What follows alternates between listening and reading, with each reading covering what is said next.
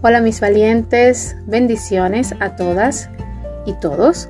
Este es el espacio de Aprendiendo Juntas, el podcast de mujeres de la Biblia. La gran mayoría de estas mujeres están acompañadas de hombres, de los cuales también vamos a aprender mucho. Así que si eres chico, también puedes escuchar estos podcasts.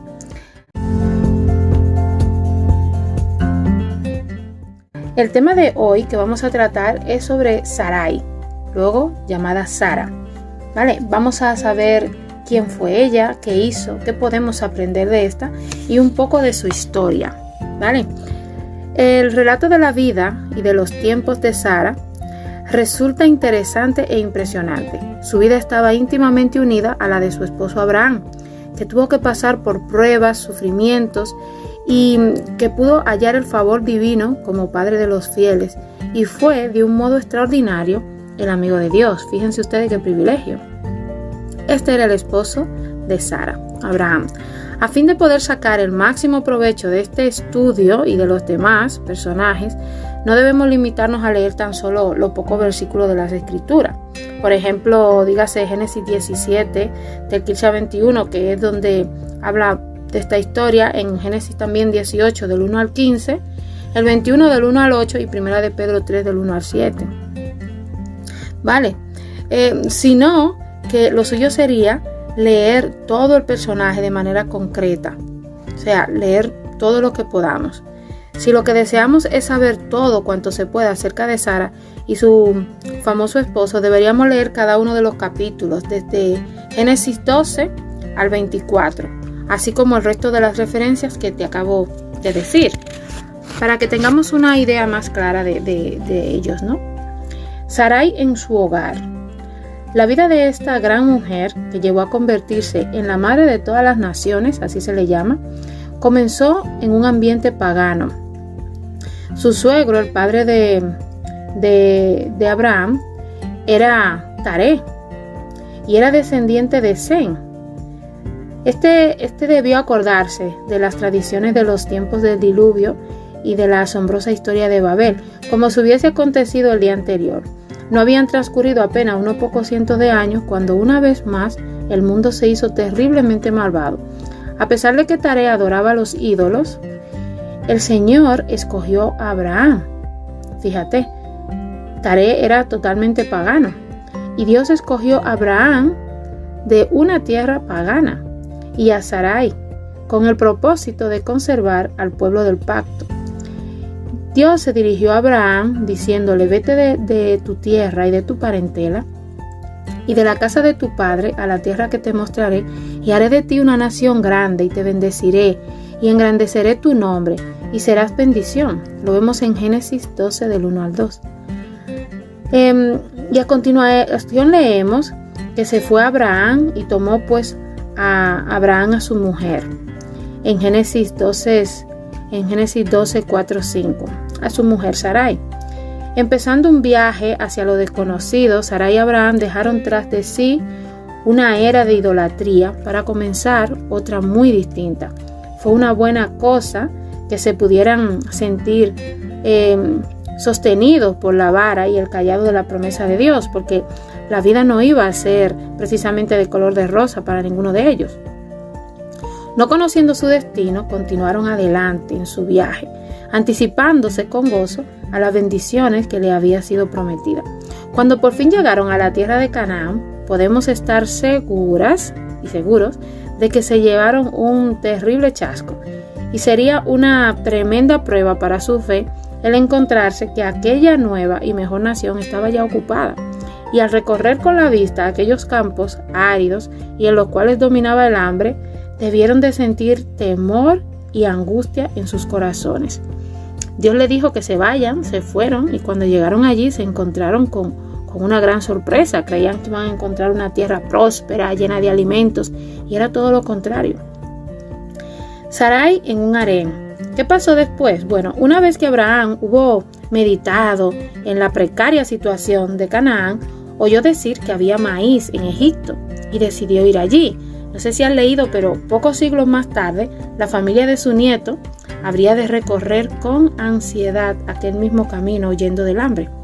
En ambos casos, el camino hacia la abundancia habría de convertirse en una serie de pruebas y sufrimiento. En el caso concreto de Abraham y Sarai, aquellas pruebas fueron algo que ellos se buscaron, y ahora veremos por qué. Ya que no consultaron a Jehová, sino que confiaron en su propio plan, se desesperaron. Según avanzaban en su viaje, Abraham miró con mirada penetrante a la bellísima Sarai, que iba junto a él, es decir, a su esposa, y comenzó a apoderarse de él el temor. A pesar de haber cumplido ya los 75 años de edad, Sarai era una mujer, según la Biblia, excepcionalmente hermosa y tenía un porte de gracia real. Al contrario que los egipcios, que eran de piel morena y tal, ella era de piel blanca, y claro, esto iba a destacar entre tantas personas con un mismo tipo de color de piel, y sin duda llamaría la atención, tal vez demasiado. Abraham la amaba con todo su corazón, y hasta es posible que la llamase con frecuencia mi princesa, puesto que eso era lo que significaba su nombre, princesa. De modo que entre los dos tejieron una treta, es decir, un plan. Abraham sugirió una mentira cuyo propósito era el de proteger a Sarai, y ella debía decir aquella mentira, pero lo cierto es que él no temía lo que les pudiera suceder a Sarai, sino que estaba especialmente preocupado por salvar su propio pellejo. Si quiere, míralo en Génesis 12:13. Alguien vio a Sarai, se quedó prendado de ella y se la llevó al harén del faraón. Sarai se encontraba en un grave apuro. Cuando Dios intervino en aquella situación, fue descubierto el engaño.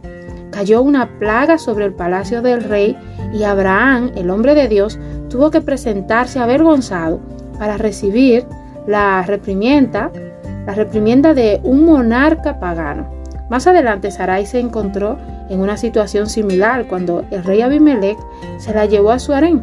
Una vez más, lo único en lo que pensó Abraham fue en su propia seguridad, y la misma clase de mentira les metió en líos y les causó problemas. En Génesis 22 lo vemos.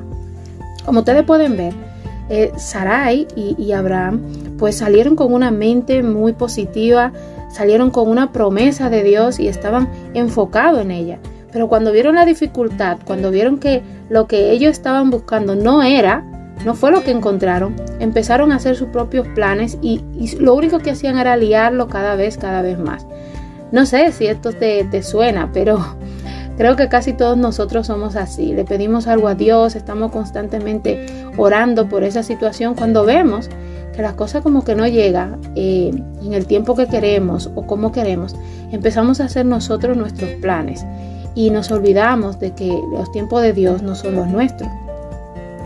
Vemos luego a Sarai en la tienda de campaña. La mayor prueba de su fe la vivió Sarai cuando se encontraba en su tienda, fabricada de piel de camello. Allí fue puesta a prueba su paciencia de manera prolongada y dolorosa. Esperó con la agonía de la incertidumbre, viendo pasar año tras año. Acuérdense que Dios le había dicho a ellos que iban a ser padres de naciones, sobre todo a ella, que iba a ser la madre de naciones, y claro, no tenían hijos. Cuando su fe comenzaba a flaquear, Sara se puso a pensar en cómo Dios le había prometido hijos cuando se marcharon de Ur, y cómo más adelante Dios había ampliado su promesa bajo las estrellas. Eso lo puedes ver en Génesis 15 del 1 al 6. Pero la promesa le había sido hecha a Abraham. Tal vez haya de ser hijo suyo y no mío. Empezó ella a hacer sus cálculos, de modo que un día fatídico se adelantó al Señor y le dio a Abraham a Agar, su sirvienta, para que pudiese tener un hijo con ella. Dios vino de nuevo a Abraham y le dijo que el nombre de Sarai había de convertirse en Sara a partir de aquel momento. Abraham rió de puro gozo cuando Dios le dijo: he aquí, Sara tu mujer tendrá un hijo y llamará su nombre Isaac. En Génesis 18, 10, 17, 19. Aquí yo estoy haciendo como un pequeño resumen de todo, pero fíjate cómo Sara se adelantó a los planes de Dios y ella dijo: pero ¿cómo yo voy a ser madre de naciones si no puedo tener hijos? Entonces le dio a su marido a su sierva Agar y tuvo un hijo. Eso trae consecuencias hasta el día de hoy. ¿Por qué? Por desesperarse, por no esperar el tiempo de Dios. Luego de haber pasado esto, al poco tiempo, Dios habla otra vez con ellos y le confirma esa promesa. Fue muy distinta a la manera de reírse de Sara, que escuchaba a los visitantes del cielo. Oculta en su tienda, se rió. Tuvo que avergonzarse, sin embargo, cuando el Señor le preguntó: ¿hay para Dios alguna cosa difícil? Y aquí me gustaría hacer como un pequeño parón y decirte esta pregunta a ti, hacerte esta pregunta a ti. ¿Hay para Dios algo difícil? Yo he experimentado en mis tiempos, en mis años y en mis tiempos difíciles, que para Dios no hay nada difícil y nada imposible si es su voluntad. Sara es un vivo ejemplo de nosotras mismas, que nos desesperamos y empezamos a querer resolver por nuestra cuenta los problemas y luego vienen grandes consecuencias. Pero fíjate que aún así Dios sigue siendo fiel y Dios se mantuvo firme en esa promesa que le hizo a ellos. Y esta promesa ha sido la fortaleza en los momentos de crisis del pueblo de Dios a partir de aquel día. 25 años después de la primera teofanía, le nació a Sara el hijo prometido, cuando tenía ya unos 90 años de edad, y desde el punto de vista humano, había pasado ya de la edad en que podía tener hijos. Sara es una de las 2 mujeres que se menciona en la lista de los héroes de la fe en Hebreo 11. Sara, princesa de muchos y madre de naciones, se encuentra entre la nube de testigos cuya fe podemos imitar.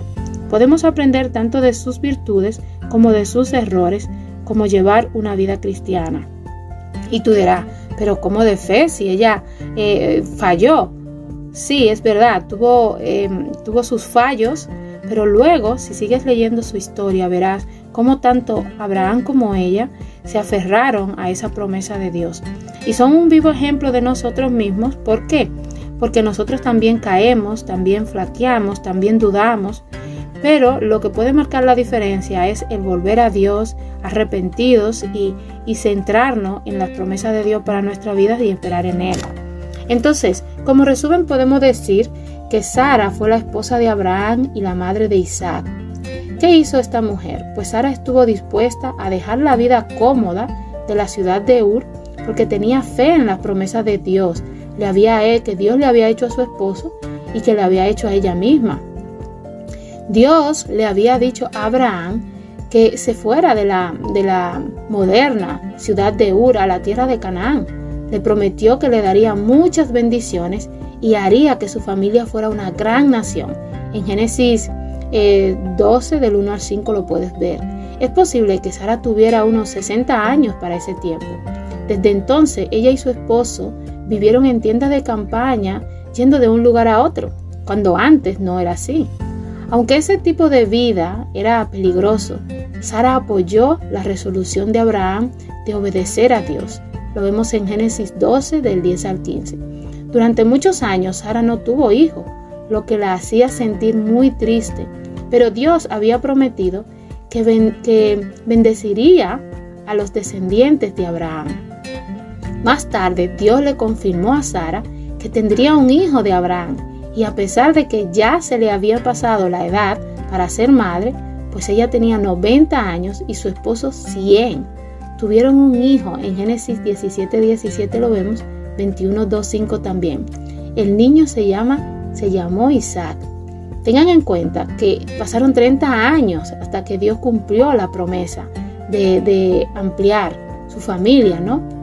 Entonces aquí podemos ver que tú y yo tenemos un tiempo en nuestra cabeza, pero Dios tiene un tiempo perfecto en sus planes para nosotras, para nosotros. ¿Qué aprendemos de ella? Bueno, el ejemplo de Sara nos enseña que Dios siempre cumple sus promesas, aunque a veces pudieran parecer imposibles. En Hebreos 11:11 lo vemos. También es un ejemplo para las esposas, pues resalta la importancia del respeto en el matrimonio, en 1 de Pedro 3:5-6. Así que, amiga, yo te invito a que seamos como esta mujer, que aprendamos de nuestros errores, pero que nos mantengamos firmes en creer y esperar en la promesa de Dios. Dios te bendiga espero que este podcast de Mujeres de la Biblia te sea de ayuda. Así que estás pendiente para el próximo podcast. Bendiciones y hasta la próxima.